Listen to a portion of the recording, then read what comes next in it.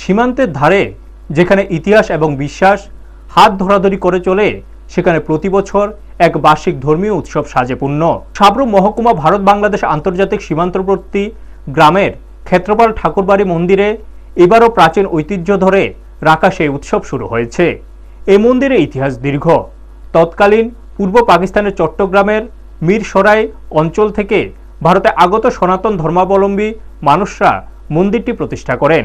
সেই থেকে প্রতি বছর দোলযাত্রার সময় এখানে নানা ধর্মীয় অনুষ্ঠান আয়োজন করা হয়, যা ভক্তি, আস্থা ও ঐতিহ্যের মিলন।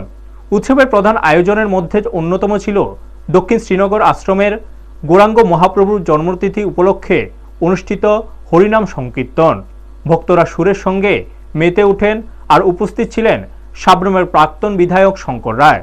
সীমান্তবর্তী এই উৎসব শুধুমাত্র ধর্মীয় অনুষ্ঠান নয়, এটি মানুষের মিলন মেলার রূপও পেয়েছে। দূর দূরান্ত থেকে অসংখ্য ভক্ত এখানে সমবেত হন।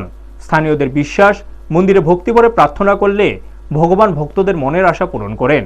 এবারে উৎসবের আকর্ষণ হিসাবে ছিল কলকাতা থেকে আগত নবমান বন দলের সদস্যময় কারজির ভক্তিমূলক গান, যা শুনে ভক্তরা মুগ্ধ হন এবং আনন্দে মাতোয়ারা হন।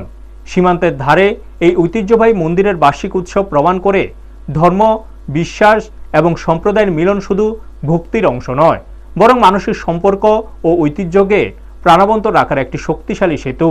ব্যুরো রিপোর্ট, নিউজ তৎকাল 24।